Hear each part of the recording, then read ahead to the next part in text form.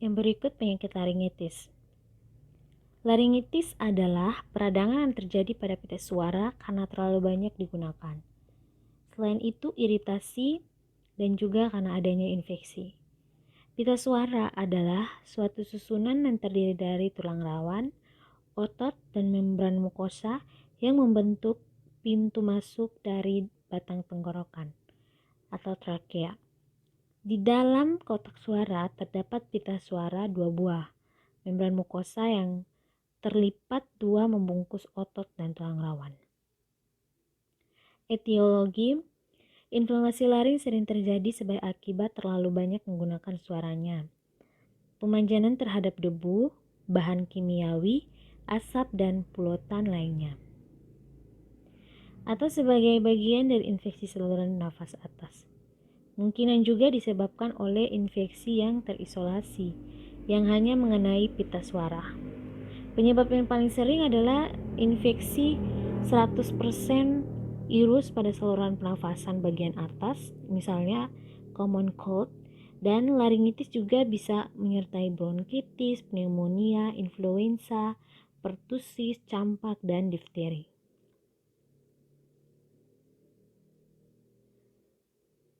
Laringitis itu terbagi menjadi 2, yaitu laringitis akut dan laringitis kronis. Kalau laringitis akut, biasanya penyebabnya adalah infeksi virus. Infeksi bakteri seperti difteri juga dapat menjadi penyebabnya. Kemudian hal ini jarang terjadi. Nah, laringitis akut dapat juga terjadi saat penderita suatu penyakit atau setelah sembuh dari suatu penyakit seperti alesma, flu, atau radang paru-paru, pneumonia. Kemudian laringitis kronis. Kasus yang sering terjadi pada laringitis kronis termasuk juga iritasi yang terus-menerus terjadi karena penggunaan alkohol yang berlebihan, banyak merokok, atau asam dari perut yang mengalir kembali ke dalam kerongkongan dan tenggorokan. Suatu kondisi yang disebut dengan gastroesophageal reflux. Laringitis kronis adalah inflamasi dari membran mukosa laring yang berlokasi di saluran nafas atas.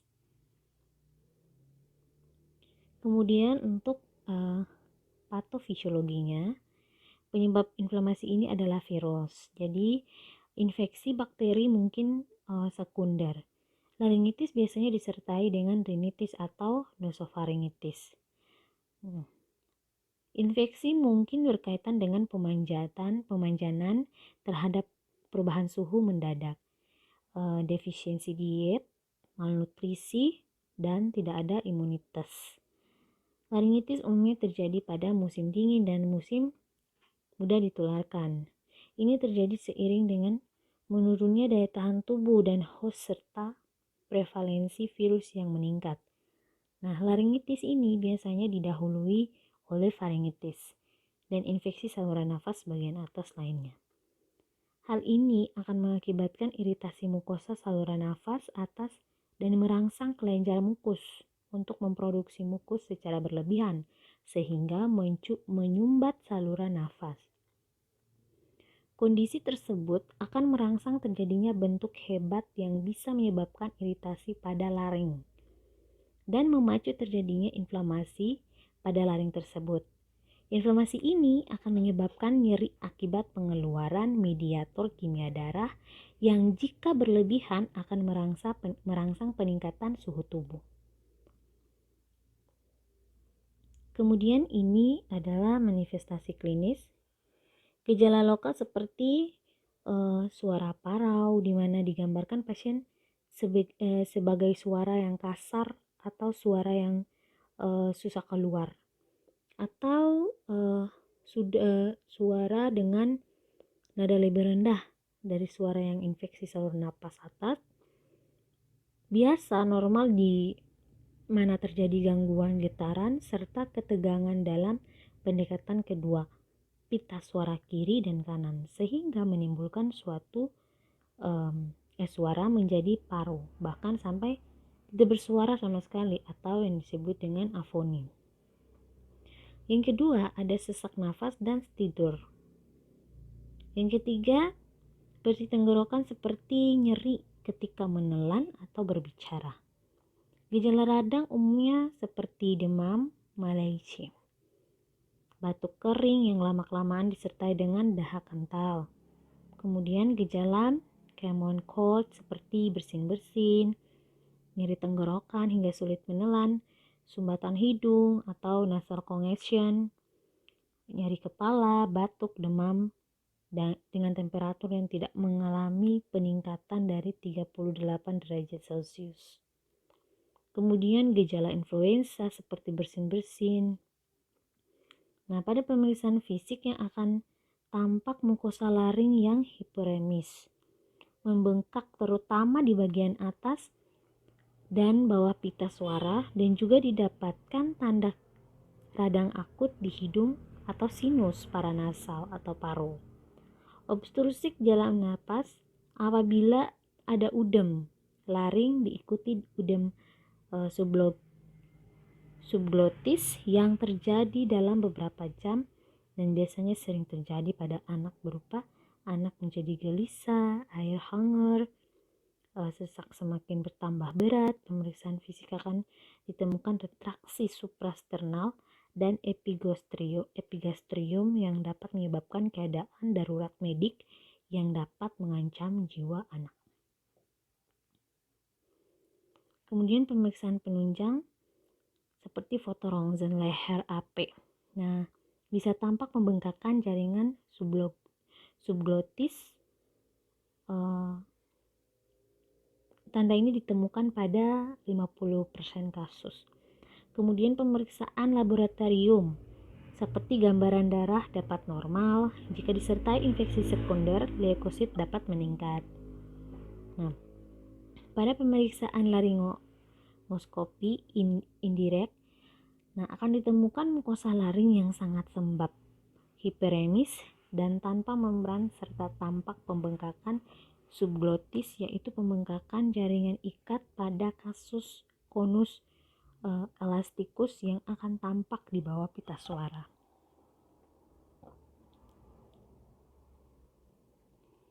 Laringitis akut ini seperti penata laksanaan medis untuk laringitis akut berupa mengistirahatkan pita suara, kemudian pemberian antibiotik, menambah kelembapan, dan menekan batuk. Nah, obat-obatan dengan efek samping yang menyebabkan kekeringan harus dihindari.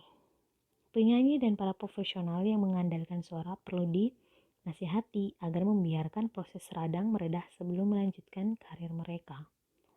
Usaha bernyanyi selama proses radang berlangsung dapat mengakibatkan peradangan pada laring dan perkembangan nodul korda vokalis selanjutnya.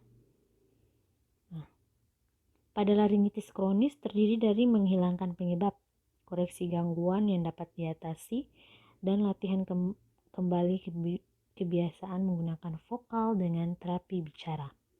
Antibiotik juga dan terapi singkat steroid dapat mengurangi proses radang untuk sementara waktu. Namun tidak bermanfaat untuk rehabilitasi jangka panjang ya. Eliminasi obat-obat dengan efek samping juga dapat membantu. Pada pasien dengan gastroenteritis, reflux dapat diberikan reseptor H2 antagonis. Pompa proton inhibitor juga diberikan hidrasi, meningkatkan kelembapan, menghindari polutan. Terapi pembedaan bila terdapat sekuater dan tracheostomi bila terjadi sumbatan laring. Yang berikut adalah laring kronis, penata laksanaannya untuk tidak banyak bicara dan mengonati peradangan di hidung. Faring serta bronkus yang mungkin menjadi penyebabnya. Diberikan antibiotik bila terdapat tanda infeksi dan ekspektoran. Untuk jangka pendek dapat diberikan steroid. Laringitis kronik ini yang berlangsung lebih dari beberapa minggu dan tidak berhubungan dengan penyakit sistemik, sebagian besar berhubungan dengan pemajuan rekonder dari iritan. Isap rokok merupakan iritan inhalasi yang paling sering memicu laringitis kronik. Tetapi laringitis kronik ini juga dapat terjadi akibat menghisap kanabis atau inhalasi asap lainnya. Nah, pada kasus ini pasien sebaiknya dijauhkan dari faktor pemicunya seperti dengan menghentikan kebiasaan merokok. Yang berikut adalah asuhan keperawatan pasien laringitis. Untuk kasusnya, seorang pasien di RSX bernama Nona M berusia 35 tahun mengeluh suaranya hilang. Nona M ini sehari-hari bekerja sebagai penyanyi di klub. Awalnya Nona M merasa tenggorokannya kering yang lama-kelamaan menjadi berlendir kental, disertai demam yang sudah berlangsung sekitar 3 minggu. Nah, Nona M mengeluh tidak nafsu makan karena sakit ketika menelan. Nona M juga mengeluh susah tidur karena rasa gatal di tenggorokan serta batuk-batuk. Untuk pengkajiannya, dilakukan pengkajian biodata seperti nama, usia, jenis kelamin, dan pekerjaan. Namanya Nona M, 35 tahun, perempuan, dan pekerjaannya penyanyi. Riwayat penyakit sekarang, klien mengeluh tenggorokan kering, nyeri ketika menelan dan berbicara, batuk kering yang kelamaan menjadi berdahak kental dan suara hilang, serta juga demam. Riwayat penyakit keluarga, klien mengatakan tidak ada keluarga yang mengalami penyakit tersebut sebelumnya ya. Kemudian kita akan masuk pada pemeriksaan pola fungsi kesehatan. Nah, pemeriksaan pola fungsi kesehatan yang pertama persepsi dan manajemen kesehatan. Klien merasa penyakitnya akibat dari sering bernyanyi berjam-jam dan kebiasaan merokok. Nah, klien tahu suaranya hilang karena batuk dan tidak paham penyakitnya lebih rinci. Kemudian pola nutrisi, klien mengeluh nafsu makan berkurang karena sakit saat menelan. Sebelum sakit, klien makan normal 3 kali sehari. Nah, saat sakit 3 kali namun porsinya kecil dan tidak habis. Nah, minum klien kira-kira ya 6-7 gelas per hari. Klien mengalami penurunan berat badan dari 47 kg sampai 45 kg. Untuk pola eliminasinya dalam rentang normal tidak menggunakan alat bantu. Selanjutnya pola aktivitas latihan. Aktivitas menyanyi terhenti dan aktivitas sehari-hari di rumah juga terbatas. Pola istirahat tidur, klien ini mengalami kesulitan dalam tidur karena batuk dan nyeri yang dirasakan pada tenggorokan. Nah, ini mengakibatkan ketidaknyamanan klien saat tidur. Klien tidur malam itu 5 jam dan tidak dapat tidur pada siang hari. Nah, kemudian untuk pola konsep diri dan persepsi, klien mengalami kesulitan saat berbicara karena gangguan suara yang dialami. Nah, mulai suara serak hingga hilangnya suara. Pola kognitif perseptual. Klien mengalami kegelisahan karena sakit tenggorokan yang dirasakan, yang terkadang menimbulkan kehilangan suara klien. Kemudian pola peran dan hubungan, klien mengalami kesulitan dalam bersosialisasi karena gangguan pita suara yang dialami, komunikasi klien dengan keluarga terhambat. Kemudian pola reproduksi dan seksual. Nah, klien belum menikah dan tidak mengalami gangguan lainnya. Kemudian pola pertahanan diri dan toleransi stres. Klien mengalami stres karena tidak dapat melakukan aktivitas dan tidak dapat berkomunikasi seperti biasanya. Pola keyakinan dan nilai. Aktivitas ibadah klien terganggu dan tidak ada pantangan agama dalam pengobatan klien ya. Kemudian untuk pemeriksaan fisik ya, dalam umum klien tampak sakit berat. Kemudian tekanan darahnya 120/80 mm hidrogirum dan frekuensi nadi 84 kali per menit, nafasnya 35 kali per menit, suhu 38,0 derajat Celcius dan berat badannya 45 kg. Secara infeksi menunjukkan pembengkakan lesi asimetris. Nah, kemudian palpasi menunjukkan nyeri tekan pada inflamasi. Kemudian auskultasi terdengar suara ronsi pada karena penumpukan sekret pada saluran pernafasan. Nah, ini untuk diagnosa keperawatannya. Di sini ada 3 masalah yang pada dasarnya sangat mengganggu dalam kasus Nona M tadi. Namun jika dikaji lagi, sebenarnya terdapat banyak masalah. Salah satunya ketidakefektifan bersihan jalan nafas berhubungan dengan sekresi berlebihan sekunder akibat inflamasi.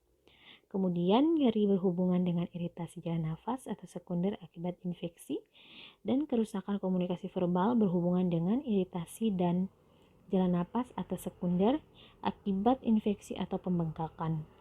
Kemudian nutrisi kurang dari kebutuhan tubuh berhubungan dengan kurangnya nafsu makan atau anoreksia. Untuk intervensi keperawatannya, diagnosa yang pertama adalah ketidakefektifan bersihan jalan napas berhubungan dengan sekresi berlebihan sekunder akibat inflamasi. Tujuannya memelihara potensi jalan napas dan pembersihan jalan nafas. Dengan kriteria hasil tidak sesak, tidak merasa kesulitan bernapas, tidak ada batuk, mengeluarkan sputum dari jalan napas. Nah, kemudian untuk rencana tindakan, observasi TTV yang rasionalnya mengetahui perkembangan TTV. Kemudian observasi sekret yang keluar, rasionalnya menentukan intervensi yang tepat. Kemudian posisikan pasien pada posisi ventilasi yang maksimal. Rasionalnya adalah posisi semivolar, itu merupakan posisi yang memudahkan dalam bernafas. Kemudian lakukan fisioterapi dada. Nah, ini untuk membantu merontokkan sekret. Nah, kemudian berikan nebulizer. Nebulizer ini rasionalnya membantu mengencerkan sekret. Kemudian berikan juga section. Nah, section ini untuk mengeluarkan sekret dengan cara dihisap. Kemudian instruksikan bagaimana batuk efektif. Rasionalnya untuk mengeluarkan sekret dengan cara batuk. Nah, dengarkan suara pernafasan untuk mengetahui ada tidaknya sekret di saluran pernafasan. Kemudian untuk diagnosa kedua yaitu nyeri berhubungan dengan iritasi jalan nafas sekunder akibat infeksi. Tujuannya adalah agar nyeri dapat berkurang. Dengan kriteria hasilnya, klien tidak mengeluh nyeri dan skala nyerinya turun atau hilang. Kemudian rencana tindakannya, lakukan pengkajian nyeri secara komprehensif dengan metode PKRST. Nah, rasionalnya melakukan pengkajian nyeri secara lengkap, membantu intervensi yang tepat. Kemudian yang kedua, observasi penyebab nyeri. Nah, rasionalnya untuk mengetahui penyebab nyeri, dapat membantu mengatasi penyebab nyeri juga. Kemudian ajarkan teknik distraksi relaksasi, misalnya menonton TV, mendengarkan musik. Rasionalnya apa? Untuk mengalihkan perhatian pasien agar tidak merasakan nyeri. Kemudian ajarkan cara masas di lokasi nyeri. Tujuannya memberi kenyamanan pada area nyeri. Kemudian yang berikut, lakukan kompres dingin pada lokasi nyeri. Rasionalnya kompres dingin ini bisa menurunkan derajat nyeri. Nah, kolaborasi dengan dokter dalam pemberian analgesik. Rasionalnya adalah pemberian analgesik bisa menurunkan atau menghilangkan nyeri. Kemudian untuk diagnosa kerusakan komunikasi verbal berhubungan dengan iritasi jalan napas atau sekunder akibat infeksi atau pembekakan. Tujuannya agar cara komunikasi itu lebih efektif dan terpelihara. Dengan kriteria hasil, klien tidak merasakan kesulitan berbicara. Suara klien tidak serak. Nah, rencana tindakannya, pasien diinstruksikan tidak mencoba berbicara serta menghindari pembicaraan secara mungkin dan berkomunikasi dengan cara menulis bila memungkinkan. Rasionalnya, ranggapan pita suara lebih lanjut dapat menghambat pulihnya suara dengan sempurna. Nah, yang kedua, berikan pilihan cara berkomunikasi yang lain seperti papan dan pensil. Rasionalnya, cara komunikasi yang lain dapat mengistirahatkan laring untuk komunikasi secara verbal sehingga dapat meminimalkan penggunaan pita suara. Kemudian yang ketiga, berikan komunikasi nonverbal. Nah, contohan sentuhan dan gerak fisik antisipasi kebutuhan. Nah, ini rasionalnya itu sentuhan diyakini untuk memberikan peristiwa kompleks biokimia dengan kemungkinan pengeluaran endokrin yang menurun asietas. Kemudian yang berikut, nutrisi kurang dari kebutuhan tubuh berhubungan dengan kurangnya nafsu makan, anoreksia. Nah, tujuannya untuk memenuhi kebutuhan nutrisi. Dengan kriteria hasil, nafsu makan meningkat, tidak merasakan lemas. Rencana tindakannya, lakukan oral hygiene. Nah, oral hygiene rasionalnya memberikan kenyamanan pada mulut. Kemudian, sajikan makanan selagi masih hangat. Nah, rasionalnya makanan yang hangat dapat meningkatkan nafsu makan. Kemudian berikan makanan yang mudah dicerna. Rasionalnya mempermudah makanan itu masuk. Yang berikut, berikan lingkungan yang nyaman saat makan. Rasionalnya lingkungan yang nyaman meningkatkan nafsu makan. Kemudian berikan makanan sedikit tapi sering. Nah, rasionalnya makanan sedikit tapi sering membantu kebutuhan nutrisinya tubuh. Kemudian kolaborasi dengan ahli gizi dalam pemberian makanan yang tepat. Rasionalnya menentukan nutrisi yang masuk ke pasien itu cukup dan menentukan makanan yang tepat bagi pasien. Kemudian untuk implementasi, ya tindakan keperawatan dilakukan sesuai dengan intervensi dan respon pasien didata sebagai bahan evaluasi. Untuk evaluasinya merupakan langkah terakhir dalam proses keperawatan. Nah, evaluasi adalah kegiatan disengaja dan terus-menerus dengan melibatkan klien, perawat dengan anggota tim kesehatan lainnya.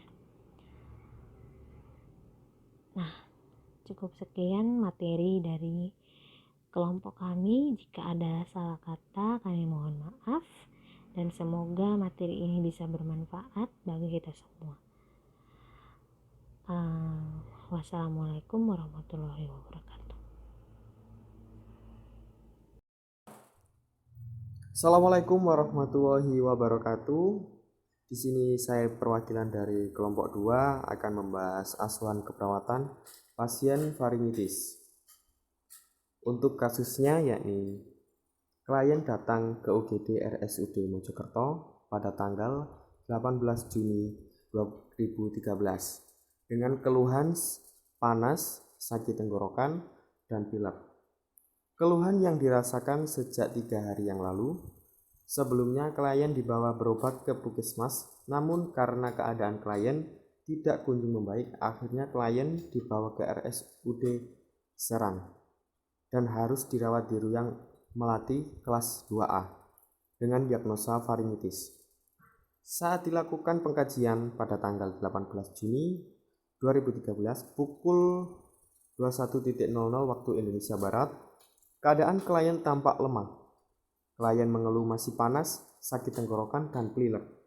Adapun hasil dari pemeriksaan fisik adalah sebagai berikut. Untuk suhu 39,2 derajat Celcius. Untuk berat badan pasien 24 kg. Untuk nadi 92 kali per menit. Untuk respirasi 22 kali per menit. Untuk tekanan darah 120/70.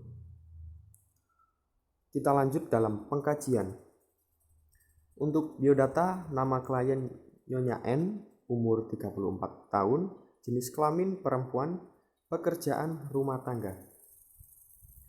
Riwayat penyakit sekarang pada klien. Klien mengeluh panas pada tenggorokan. Untuk riwayat penyakit keluarga, menurut klien di keluarganya tidak ada yang menderita penyakit yang sama dengan klien. Dan klien pun tidak memiliki riwayat penyakit kronis. Kita lanjut dalam pemeriksaan fisik. Pemeriksaan fisik untuk keadaan umumnya kesadaran komposmetis. Untuk tanda-tanda vital atau TTV, suhu 39,2 derajat Celcius, berat badan 24 kg, nadi 92 kali per menit, respirasi 22 kali per menit, tekanan darah 120/70. Sistem penglihatan. Posisi mata simetris, kelopak mata normal, konjungtiva anemis, sklera aninterik, pupil isokor, kornea normal, otot otot mata baik, lapang pada baik, fungsi penglihatan baik, atau klien bisa melihat dan membaca papan nama perawat. Untuk sistem pendengaran, posisi telinga normal, aurikel baik tidak nyeri, tekan kondisi telinga terdapat cerumen, fungsi pendengaran baik dengan klien selalu menjawab pertanyaan yang diberikan pada perawat. Sistem pernafasan, frekuensi 22 kali per menit, posisi hidung simetris, pernafasan normal, terdapat sumbatan sekret, ada batuk, suara nafas tidak baik, atau rongki bertambah, wheezing. Fungsi penciuman baik bagi klien bisa mencium bau dari aroma kayu putih. Untuk sistem kardiovaskuler, irama jantung reguler, tidak terdapat bunyi jantung tambahan, temperatur kulit hangat. Untuk sistem pencernaan, gigi lengkap, keadaan sedikit kotor, nafas sedikit berbau, nafsu makan baik, BAB 1 kali per hari, bising usus 8 kali per menit, abdomen tidak kembung, flatus baik, tidak ada gejala susah BAB. Kita lanjut dalam diagnosa keperawatan yang muncul adalah yang pertama peningkatan suhu tubuh berhubungan dengan adanya peradangan. Yang kedua, nyeri akut berhubungan proses inflamasi pada tenggorokan. Yang ketiga, gangguan nutrisi kurang dari kebutuhan berhubungan dengan intake yang kurang dengan kesulitan menelan. Yang keempat, bersihan jalan nafas tidak efektif berhubungan dengan penumpukan sekret. Kita lanjut ke intervensi keperawatan. Untuk diagnosa keperawatan yang pertama yakni ada tujuan dan kriteria hasil. Setelah dilakukan tindakan keperawatan selama 3 kali 24 jam, suhu tubuh dalam batas normal dengan kriteria hasil suhu 36,8 sampai 37,2 derajat Celcius. Untuk intervensinya, ukur tanda-tanda vital atau TTV, monitoring temperatur tubuh secara teratur, kolaborasi pemberian antibiotik dan antipiretik. Untuk rasionalnya, untuk mengetahui keadaan pasien, mengetahui perkembangan suhu tubuh, dan membantu dalam proses penyembuhan. Untuk diagnosa yang kedua, yakni untuk mengetahui tujuan dan kriteria hasil, setelah dilakukan tindakan keperawatan selama 3 kali 24 jam, nyeri berkurang dengan kriteria hasil. Yang pertama yakni nyeri klien berkurang dari skala 3 menjadi 1. Yang kedua, klien tidak tampak rewel. Yang ketiga, TTV normal, suhu 36 derajat Celcius dan nadinya 60 sampai 100 kali per menit. Untuk intervensinya, kaji ulang tingkat nyeri, ajarkan teknik relaksasi, kaji TTV, kolaborasi dalam pemberian analgesik. Untuk rasionalnya, agar tepat dalam pemilihan tindakan untuk mengatasi nyeri. Yang kedua, meningkatkan relaksasi dan mengurangi nyeri. Ketiga, untuk mengetahui keadaan umum klien dan untuk mengurangi rasa nyeri. Ini diagnosa yang ketiga yakni setelah dilakukan tindakan keperawatan selama 3 kali 24 jam, kebutuhan nutrisi terpenuhi dengan kriteria hasil. Yang pertama, klien mengatakan tidak sakit dalam menelan makanan. Yang kedua, klien makan dengan lahap, nafsu makan klien meningkat, dan klien nampak lebih segar. Untuk intervensinya yakni kaji intake makanan klien, anjurkan klien untuk makan makanan yang tinggi kalori dan serat, anjurkan makanan sedikit tapi sering dalam keadaan hangat. Untuk rasionalnya yakni untuk mengetahui adanya peningkatan nafsu makan, untuk memenuhi kebutuhan nutrisi klien, untuk mengurangi rasa sakit saat makan,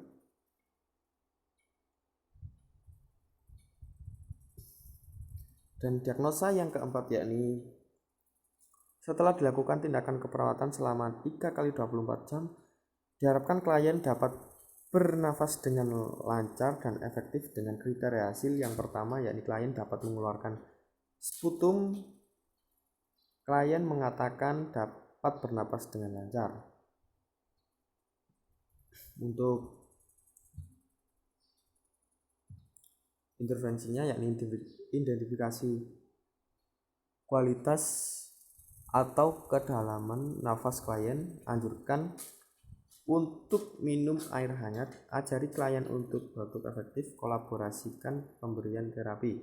Untuk rasionalnya, untuk mengetahui keadaan nafas klien, untuk mencairkan sekret agar mudah keluar, dan untuk melegakan saluran nafas dan untuk mengencerkan dahak.